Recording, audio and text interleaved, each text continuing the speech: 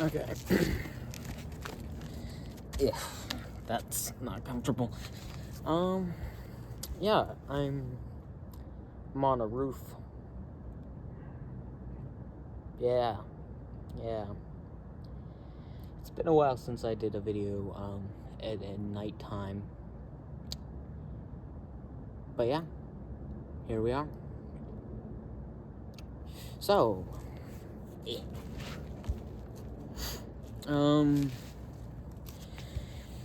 art. It's interesting. I've mentioned before, I do theater. And I think art is one of the best ways of expressing the deepest parts of you, expressing, what's really underneath the surface. The best way of expressing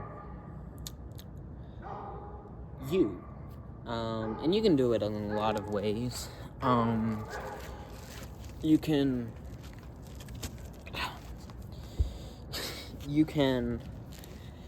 express it in melodies, in visual mediums, photos, paintings, drawings. But art brings out the truth in people. And I personally very much enjoy art, although I don't really find many mediums in which I could express myself to the fullest extent. Maybe just because I don't even, understand the art form well enough to be able to truly bring out, the best of it. Something I do understand very well, and something that I've been praised for quite often, is writing. I understand, the English language pretty well. I have a decent vocabulary, and so, I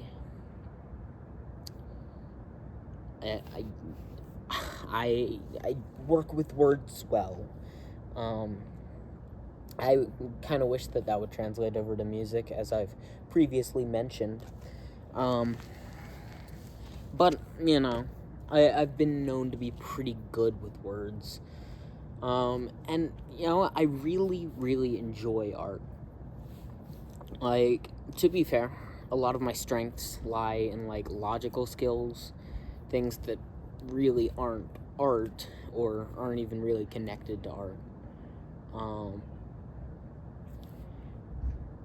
But I really do enjoy just delving into your emotions, especially when you can portray them so powerfully. I had a horrible migraine today, so I apologize if I seem a bit out of it. But yeah, so I really like art. And, theater has helped me, with that, because I get to play parts. I get to really delve into the emotion of shows, and it's a great experience. But the segue that I'm trying to make is Shakespeare. I really, really like Shakespeare plays. At first, when I first started doing Shakespeare, I was pretty much just forced to. My first year, doing a homeschool play production, we did Julius Caesar, and I played Mark Antony, and a lot of the people who were in the show were inexperienced, and so it really came down to the experienced actors to kind of pull through with the show. But the show went decently well when it was all said and done. And then the year after that, we did Hamlet, and of course, me being overzealous and ambitious, despite the pitfalls of the last show, I immediately was like, I want to be Hamlet, which is good, because nobody else wanted to be. And there weren't many other people who could, especially since the director was unaware of the existence of cut scripts. So we were doing all of Hamlet for 3.5 hours. It was a lot. But, the show went well, there was less viewership than ideal, but to be fair, even though the show was a good show, like, how much confidence are you gonna have that a group of, early high schoolers at the oldest, because I was the oldest person in that production. That was my second year of high school. Oldest person in that production. You think a bunch of kids are gonna put on like an immaculate 3.5 hour rendition of Hamlet? Now, it wasn't immaculate, but it was pretty good. Like, it was a good show, but the expectations for us weren't there, so it's understandable why a lot of people would have just not. Also, because of the fact that, like, it's difficult to track what's going on, like, as far as the words go, because Shakespearean words are difficult for a lot of people to understand. It's understandable why one would not want to try and see that.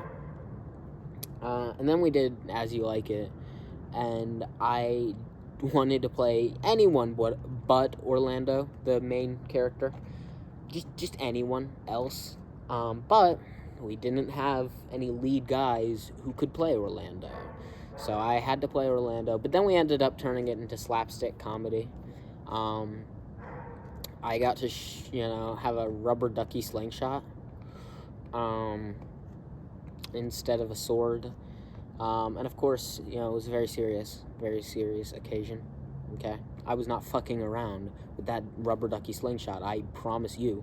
I was about to fucking murk your ass with a rubber ducky slingshot. And then you would have been embarrassed too, because it's a rubber ducky, bitch. Anyway. Stupid. And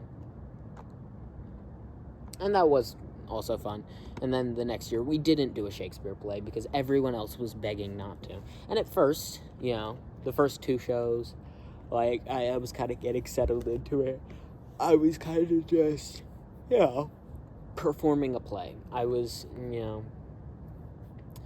in my normal fashion, because, I'd been doing plays since I was like 7.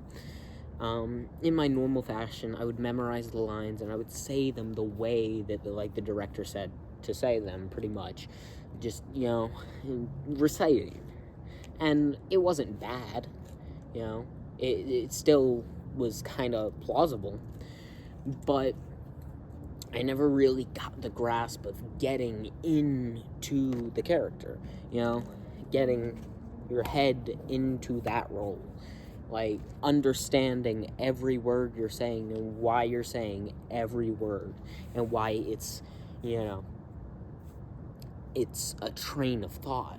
It's you're saying every single word for a purpose. If a word is there, it's not because, you could have used 10 words to say the, same thing as the one word that was chosen. It's because that is the word you would use. That's what your character would use. And of course, do not method act. That's stupid. If you live and breathe as your character day in and day out, it might make for a real performance. But then you'll either have to, meld back into yourself, discard a new part of you, essentially. It's just a bad idea. Don't get me wrong, it can produce some great results, but it's a bad idea. I mean, Heath Ledger's Joker, amazing, but method acting, not amazing, No, instead, what I was told was pretty much just like, recognize your character as someone separate from you. Kind of talk to your character, talk them through this, and then when it is showtime, you can become your character, so long as you can, it's like, it was described to me as like a firefighter's uniform, where it's, or like, first responders, a lot of first responders will basically be, they have to endure a lot. They have to endure horrors. They have to see some of the worst things imaginable. In a way, some of them cope is by, when they put on the uniform, they're becoming sort of a persona almost, where it's like where all of the bad things are going to have to be endured by that part of them. And once their shift is over, once their day is over, they just tuck that part of them away and, separate. That way they don't have to put all of that, mental stress and that energy on themselves. That was the way it was described to me. I don't know any first responders, so I can't speak to the legitimacy of that claim.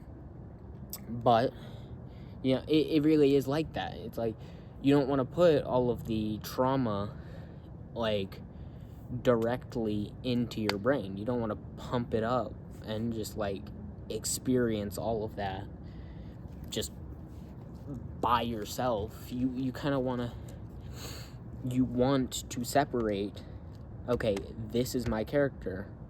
I'm gonna experience all of these horrible things through my character, and then when things are done, I can take that off and just tuck that away in a little box, and that does not affect me, essentially.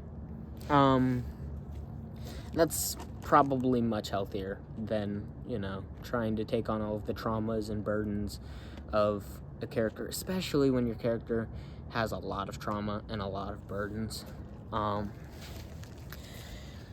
Cause, anyway, no, that's not really the point, but by that point, I hadn't really learned to do that just yet. I hadn't learned to think about every single word, but also I probably couldn't have towards the beginning, because I wasn't thinking with with a mind that knew what the words were. Like, there's a version of Shakespeare shows called No Fear Shakespeare, where basically it'll have a pretty much modern day English translation that's on the page opposite the normal translation. So it'll pretty much be, all of the pages on the left hand side are the original text, and all of the pages on the right hand side are what it means. And that's, very helpful for when you're first getting started in that kind of thing. But once you know the words, once you know the phrases, once you know that meaning, you can pretty much just think Shakespeare, feel Shakespeare, understand why the words you're saying are the words you're saying, instead of just saying to be or not to be. That is the question, whether it is nobler in the mind. I know this one off the top of my head for the most part, but sometimes, I'll get tripped up. To be or not to be, that is the question, whether 'tis nobler in the mind to suffer the slings and arrows of outrageous fortune, or to take arms against a sea of troubles, and by opposing end them, to die, to sleep no more, and by a sleep to say we end the heartache and the thousand natural shocks that flesh is heir to. 'Tis a consummation devoutly to be wished, to die, to sleep perchance to dream. Aye, there's the rub, for in that sleep of death what dreams may come, when we have shuffled off this mortal coil, must give us pause. Instead of just thinking about that as words to recite, because a lot of people know that speech off the top of their head. So what is it saying? And a lot of people know what the first few lines are saying, because the first few lines are to be or not to be, that is the question. He's saying, should I, I'm on a roof. I'm not kidding. Like, should I? That's what he's saying. He's saying, should I kill myself? straight up. To be or not to be. Being. Also, you can paraphrase, right? In fact, a lot of actors paraphrase Shakespeare to try and, understand what, they're saying. I kind of skip that step now because I've done so much Shakespeare. But you can paraphrase and be like, should I kill myself, instead of to be or not to be in your mind. But think about why he's saying to be or not to be. He's saying, should I kill myself? But he's also saying, what is the reason for being, Why do we need to be, What do we have to gain? What meaning is there in existing? And, it really can be boiled down to, should I kill myself? But there's a lot more layers to it, It's not just, because if he was just gonna say, hey, should I kill myself? It's like, well, should I kill myself? Like, but he's choosing that. It's to be or not to be. That is the question. And you don't always have to take on to be or not to be. That is the question. Because, people didn't talk like that all the time.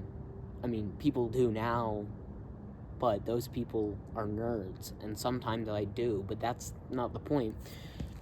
You don't have to talk like somebody that's not a person, and you don't have to talk like somebody who's like supposed to be from that time period. You can talk like a person.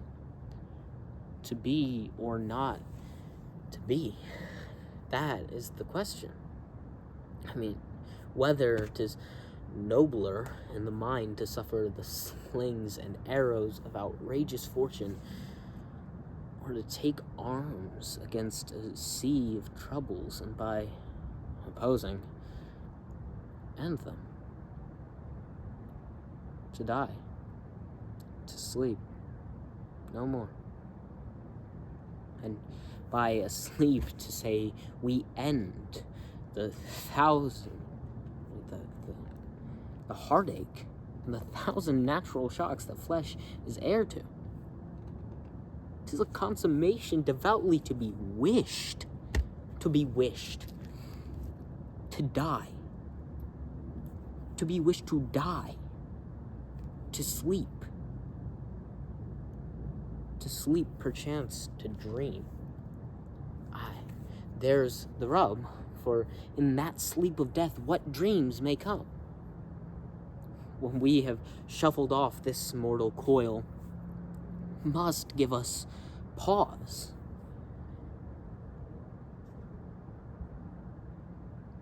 It's no longer about, this is the Hamlet speech, and it's no longer about, oh, should I kill myself? It's why? Why are we bearing these things? Maybe it's because we're afraid of what's coming next. You can be 100% certain of something. You can have 100% faith that you know what's going to happen. But buried beneath 100% faith is a 0.1% that makes it not really 100%. Because no matter how sure anybody is of anything, even if we're narcissistic, egotistic, or completely devoted, we all have that 0.0001% in us, at least. It says, what if you're wrong?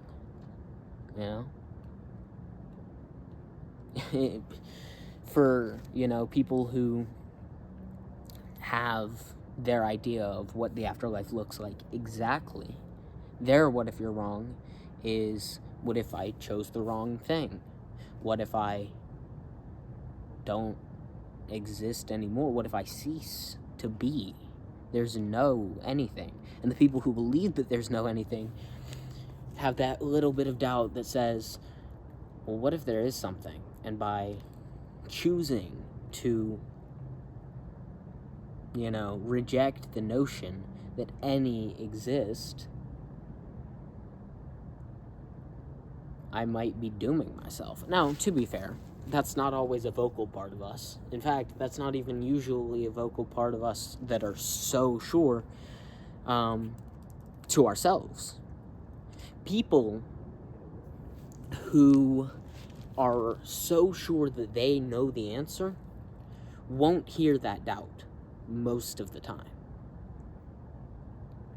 Maybe they've become so deaf to it that even though it exists, it's, screaming at nothing.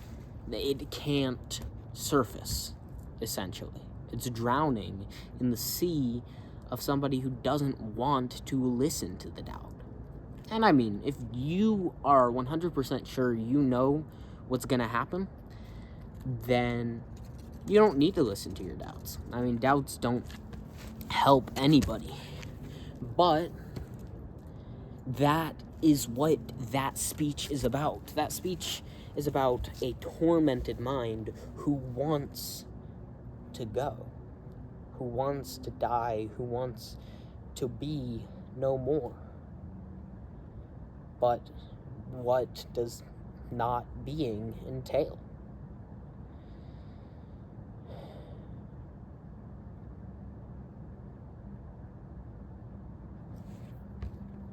For who would fardels bear to grunt and sweat under a weary life? Yes, I know I skipped parts over, but for who would fardels bear to grunt and sweat under a weary life,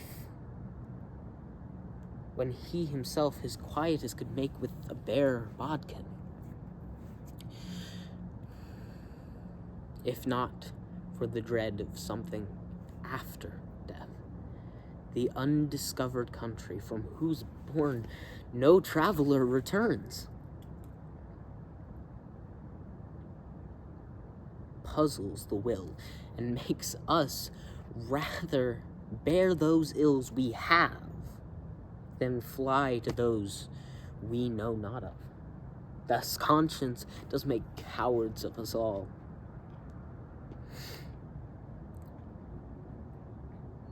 And the native hue of resolution is sicklied o'er with the pale cast of thought.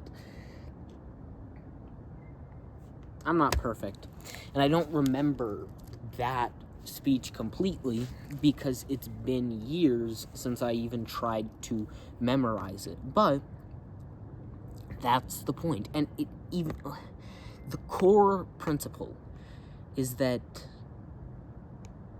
we're all kind of scared, It might not be a universal experience where it's like, oh yeah, all of us are 100% scared of what happens when we die. I mean, personally, I'm not scared to die. Whatever comes may come, and that's it. But I don't, want to die. I don't have any reason to live, but I don't have any reason to die. Misery and suffering aren't reasons to die unless they are so great that you can't have a waking moment without them. And, if you're in constant pain and constant misery, then, it might be a reason to die. It might. But, at the end of the day, it doesn't really matter, all of these outliers, all of these exceptions. The main core point of that speech is why?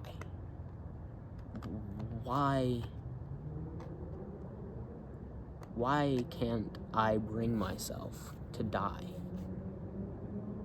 And he does die at the end of the play. Spoiler alert. But you could just say, yeah, well, I could kill myself, but I'm kind of scared that if I don't, because nobody's ever really come back from the dead, that there could be something worse waiting for me after I die, and, you know, maybe all of this suffering pales in comparison, and so, like, I kind of just don't want to. But that doesn't dissuade the emotion of the situation, you know? The reason Shakespeare is eloquent, the reason Shakespeare is so well articulated, isn't because of the fact that, oh, it's just Shakespearean, which a lot of people will, you know, just write off Shakespeare for, oh, it's just Shakespearean, you know, that's just the way they talk. But it's not for that reason that it was written that way. It's because of the fact that it's an external showing of everything that's inside. Pretty much, like, everyone who talks for any amount of time in a Shakespeare show wears their heart on their sleeve, whether that be to the audience or to the people around them. Hamlet primarily bears his heart and soul to the audience. He's informing them of what's going on. He has to maintain pretty secretive to carry out his plan, which does end up failing pretty miserably, but he takes every precaution, you know. He talks to his father's spirit, and, you know, another line from him is, the spirit I have seen could be the devil. Yea, the devil hath power to assume a pleasing shape, and out of my weakness and melancholy, as he is very potent with such spirits, abuses me to damn me. No, I'll have more relative grounds than this. The play's the thing wherein I'll catch the conscience of the king. He's not just taking this ghost at face value and saying, ghost of my father said that he was killed by my uncle. Guess that means I gotta go kill my uncle. He's like, well, so Horatio, the, like, scholarly guy who doesn't believe in ghosts, told me about this ghost, and then this ghost, you know, appeared in front of my own eyes. So, like, I know that this ghost is here, but this ghost telling me about how my uncle murdered my father is kind of playing into what I want to hear.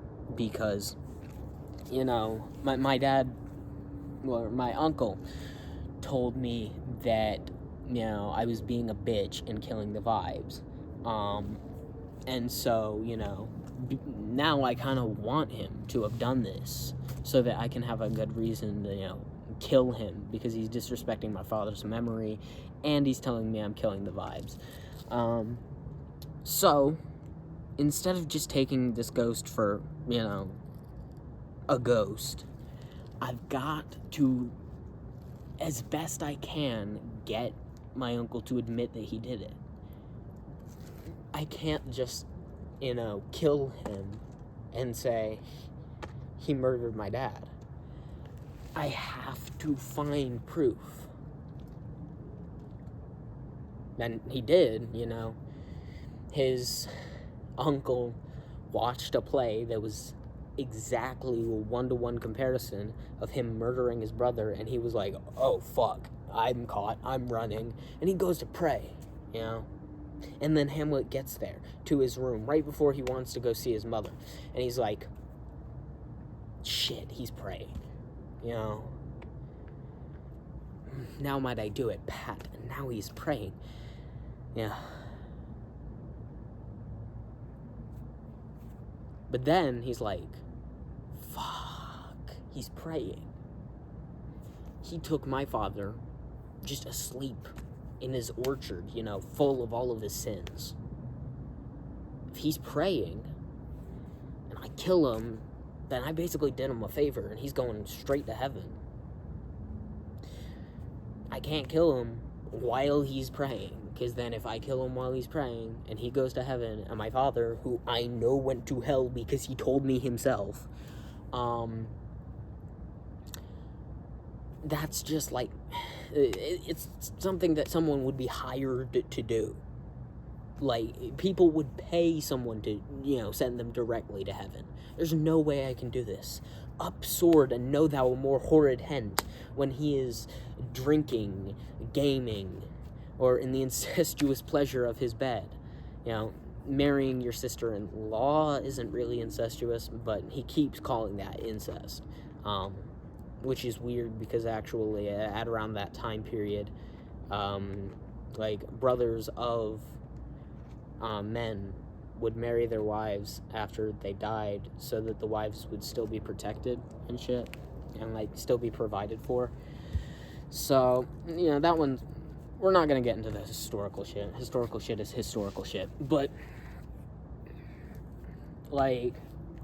also, I haven't studied the actual lines of this show since I did it 3 years ago. Shit. It'll be 4 years ago this year. Fuck. But yeah, anyway. I'm just impressive. So he even thinks through that action. Now, my words fly up, my thoughts remain below. Words without thoughts never to heaven go, is what Claudius says immediately after Hamlet leaves. Meaning that if Hamlet had have killed him, then Claudius would have gone to hell. And yes, I know the other characters' lines. I pretty much memorized everybody's lines. I don't remember them all now, but at the time, I pretty much had everybody's lines memorized. The reason was because of the fact that I memorized everybody else's lines before I memorized mine. It was a nightmare for my directors, but we got it worked out. But yeah, he's literally like, yeah, I'm saying all this, but I don't mean it. I like everything that I got. I got my brother's hot-ass wife. I got his crown. I got his riches. I get to do whatever the fuck I want now because I'm the king. And I got his hot-ass wife. He really liked his brother's wife.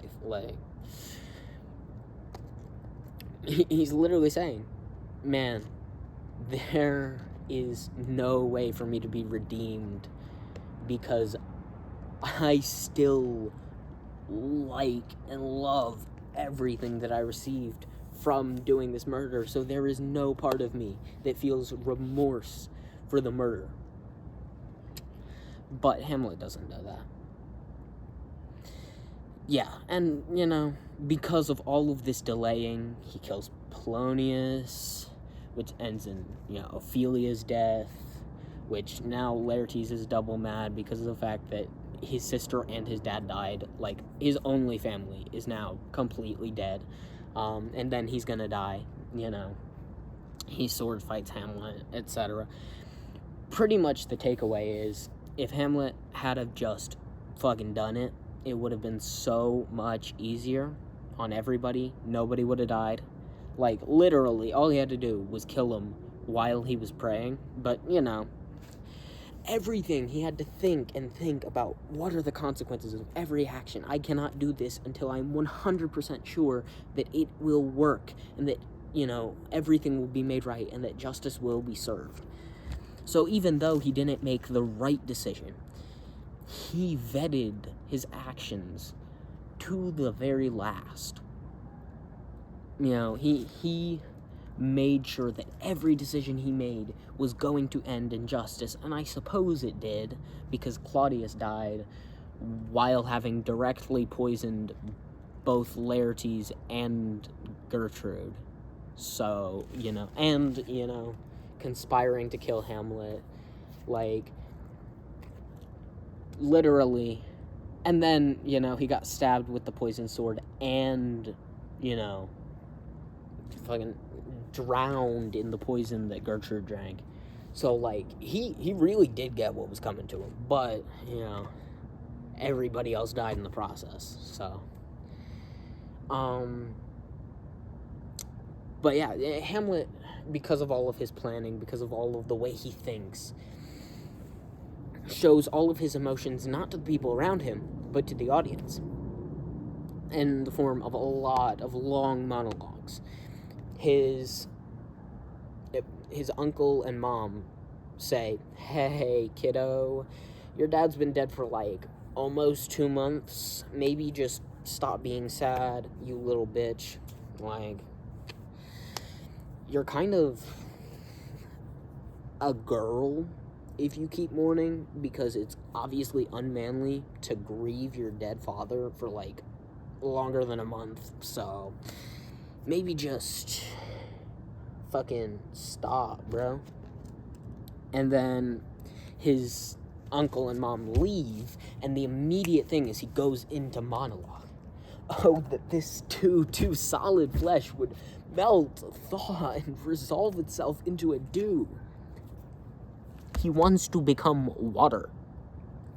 He doesn't just want to die. He wants to fucking evaporate. Or that the everlasting had not fixed his cannon against self-slaughter.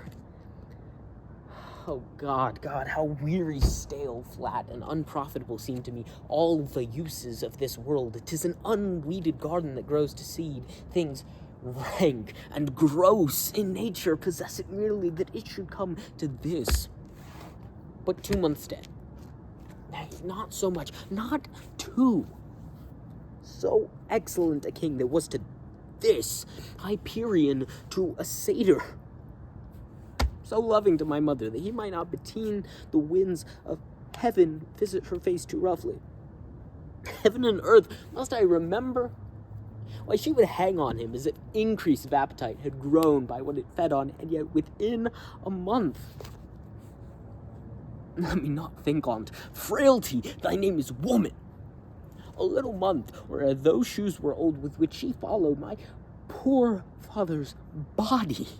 Like Niobe, all tears, why she, even she. Oh God, a beast that wants discourse of reason would have mourned longer.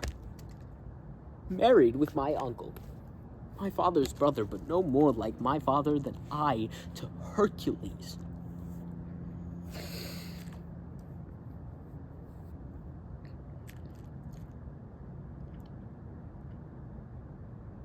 A little month, or ere the salt of most unrighteous tears had left the flushing of her galled eyes, she married. Oh, most wicked speed to post with such dexterity to incestuous sheets. It is not, nor cannot come to any good, but break my heart. For I must hold my tongue.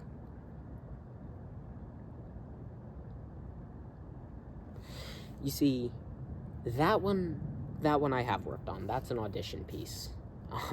I did not just pull that one out of my ass.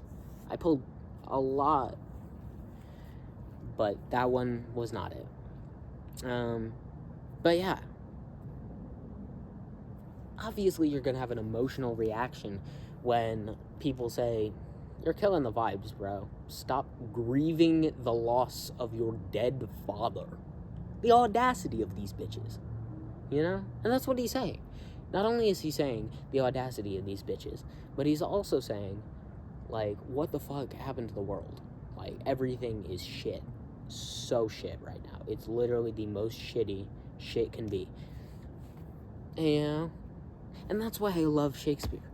Because it is an eloquent expression of emotions. He's not talking to anybody. He's talking to the air, in his case, but he's making his case. He's making his case to an audience.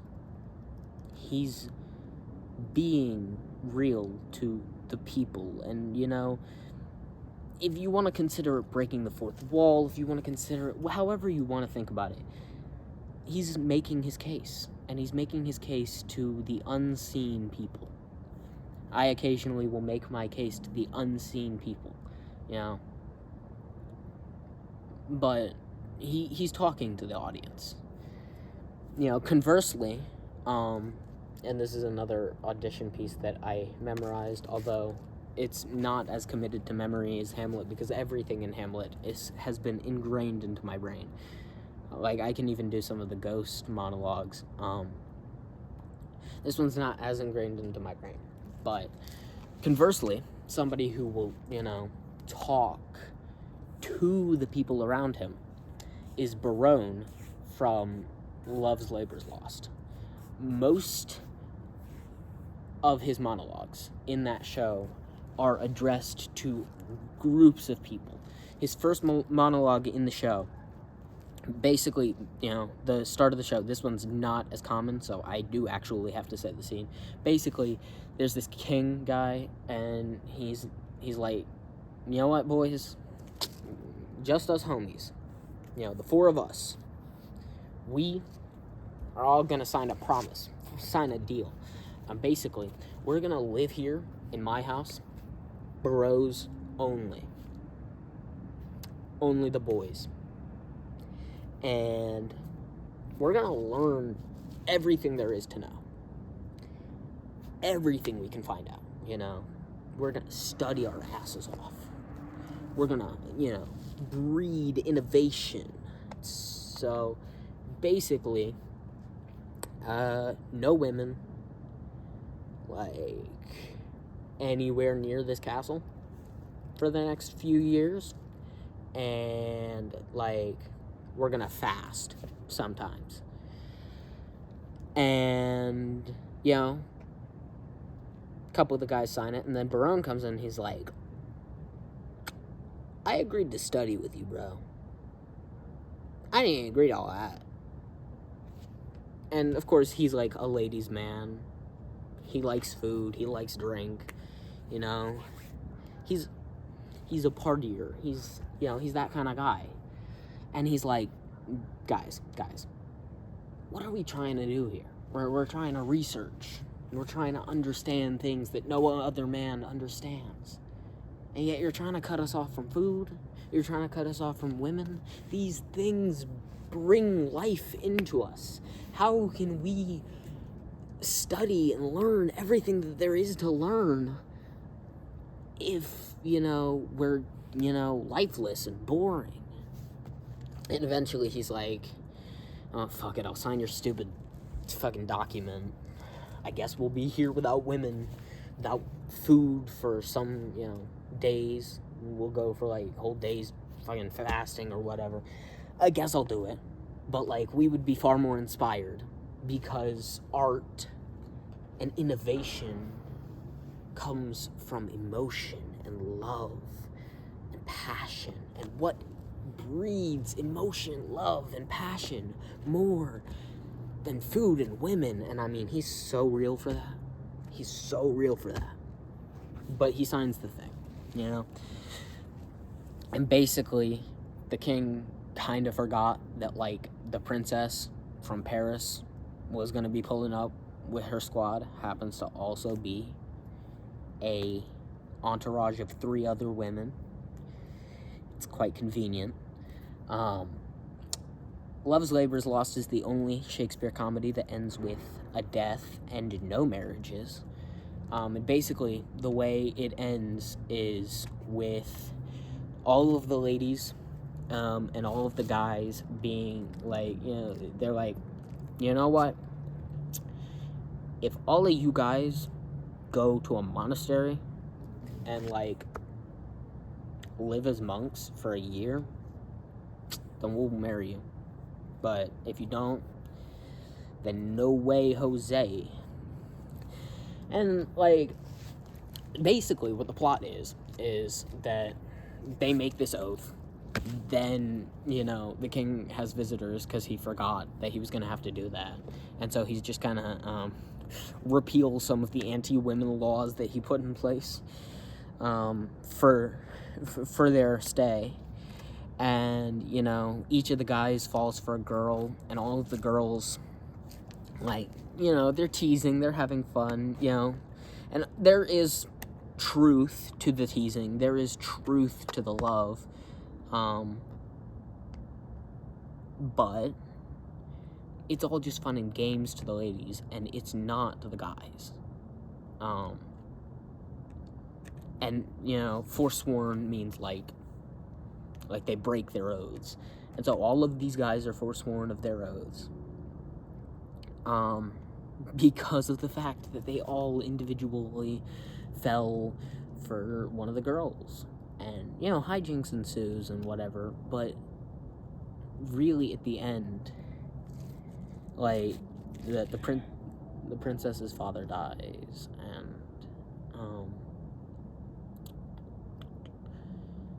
and basically, what happens is,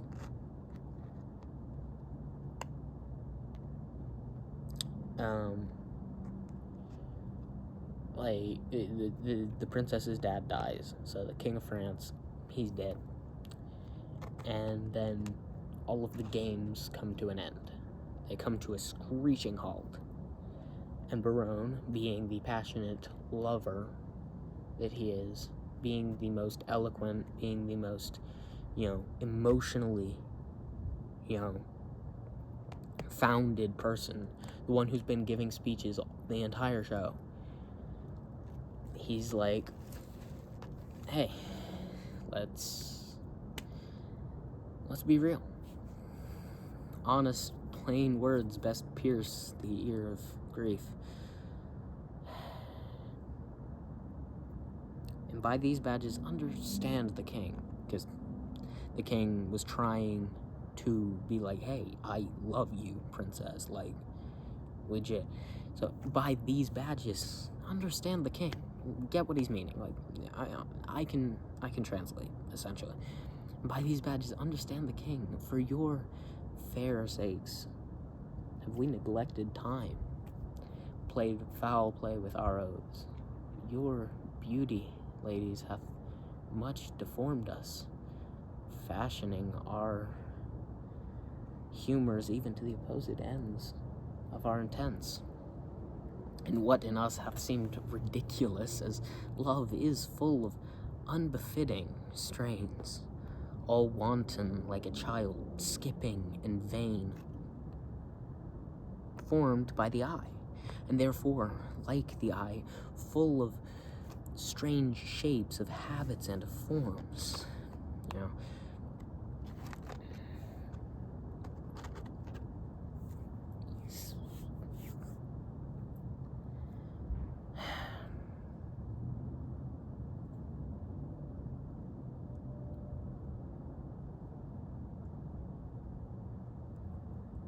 And then it's like varying in subjects as the eye doth roll to every varied object in his glance.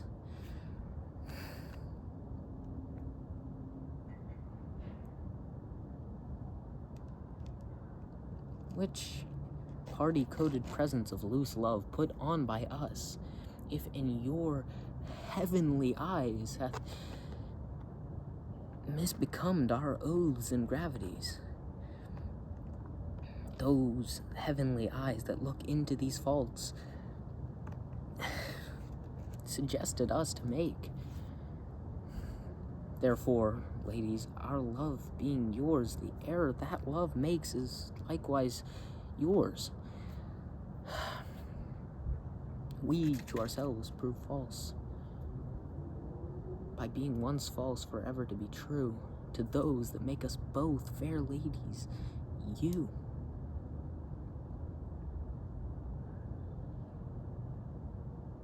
And even that falsehood, in itself a sin, purifies itself and turns to grace. He's being honest, he's being real. He's like, hey, if this was a game to you, then the things we did, if this was a game to you, if you misunderstood what we meant, then everything we did wrong in your game, it's also on you. We love you guys, and we proved to be false to the oaths we made, but by being false to those oaths, can we be true to you forever? He's always saying what's on his mind, on his soul. I think the eloquence of Shakespeare is a beautiful representation of how we can speak, not to each other, but how we can express emotion. It really brings out the most powerful emotions.